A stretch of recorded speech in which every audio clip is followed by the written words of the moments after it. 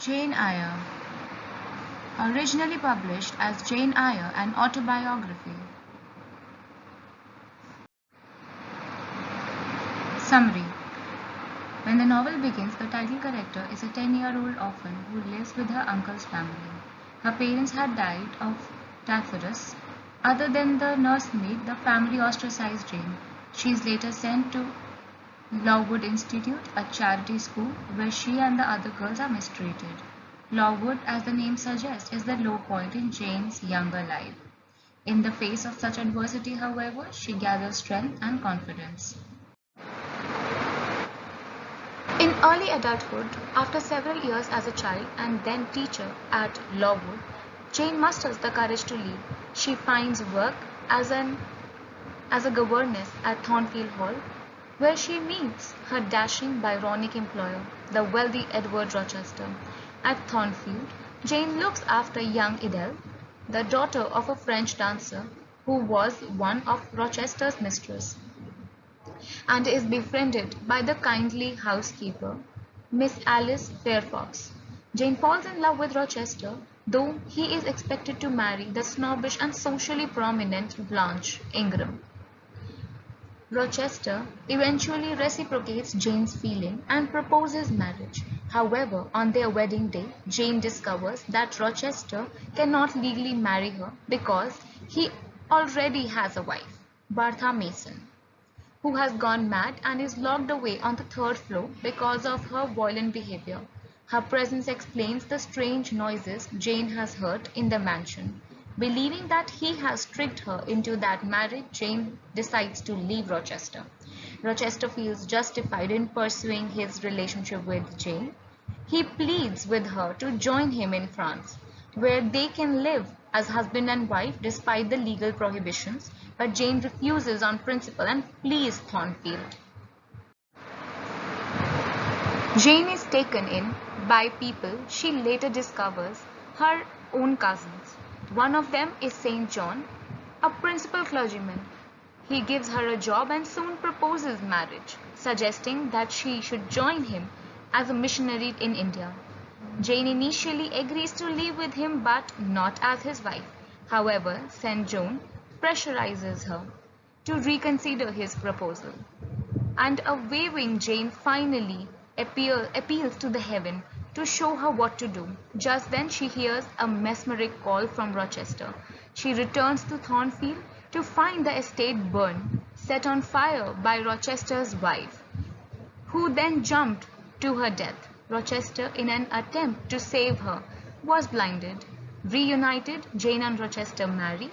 Rochester later regained some of his sight, and the couple had a son as well. Jane Eyre is a sentimental novel of the 18th century, also called as the Augustan Age. The Augustan Age relied on the emotional responses of the characters, and the readers also focus on the distress, the tenderness, and the emotions of the characters. Charlotte Bronte's style of writing is typical to the 19th century Gothic novel, and it is clear and concise, with a lot of phrases, clauses, which are complex, elaborate, as well as balanced. The themes of the novel: love versus autonomy. Jane Eyre is very much the story of a quest to be loved. Jane searches not just for romantic love, but also for a sense of being valued. Religion. Throughout the novel, Jane struggles to find the right balance between moral duty and earthly pleasures, between obligation to her spirit and attention to her body. She encounters three main religious figures: Sir Brockenhurst, Helen Burns, and St. John Rivers.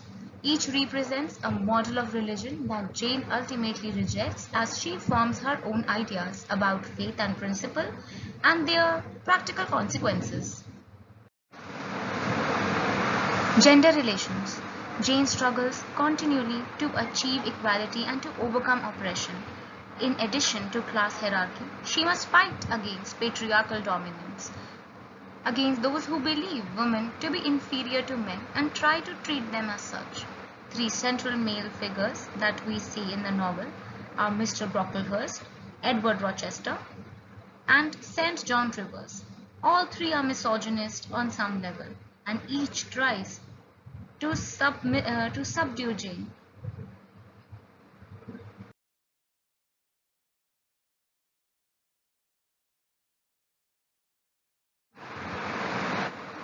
Home and belonging. Throughout the novel, Jane defines her idea of home as a place where she both belongs and can be useful. Jane's sense of alienation is compounded because no one loves her at Gateshead, and she has no one to love in return as well. At Lowood, she seeks to find work, but after Mrs. Temple's departure, it was very difficult for her to work there. She went to Thornfield, and Jane shares such a deep emotional connection with Rochester there. Finally, she ends up with Rochester at the end of the novel. Victorian literature has become a very important source for historical facts and the lifestyle of the 19th century England, mainly because it relies on the realist mode of representation.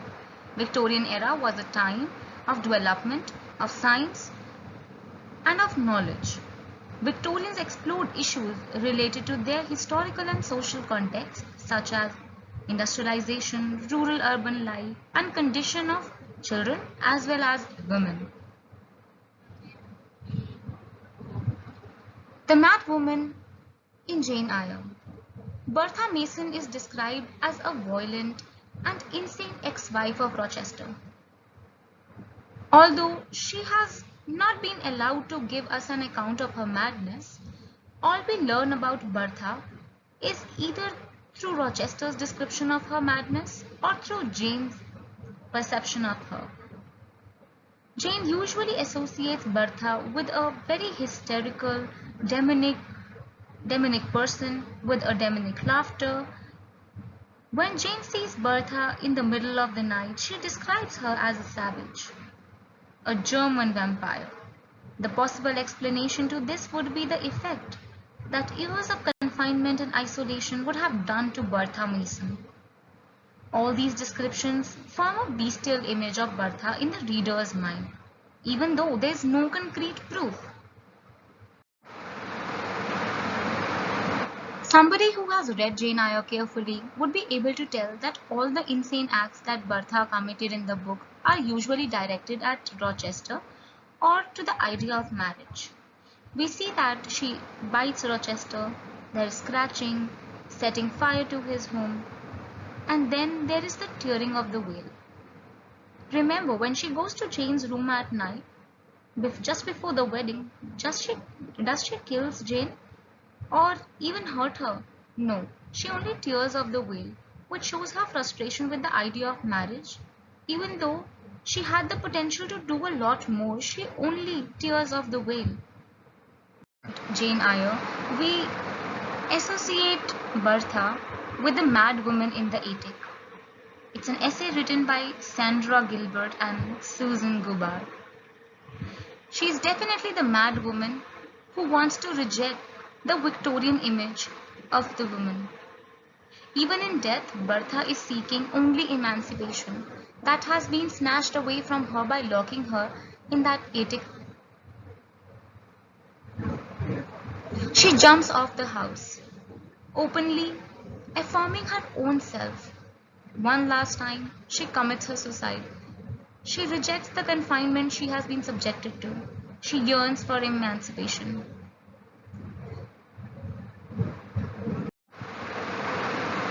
At the end, I would like to discuss about the genre. There is a very hybrid kind of genre we see in Jane Eyre. It's a kind of a gothic novel because there is mystery, there is supernatural element, and there is also horrific elements. It's also a romance novel because we focus on the love between Jane and Rochester, as well as it is a Bildix roman because we see an internal development of a character, that is Jane Eyre. Thank you.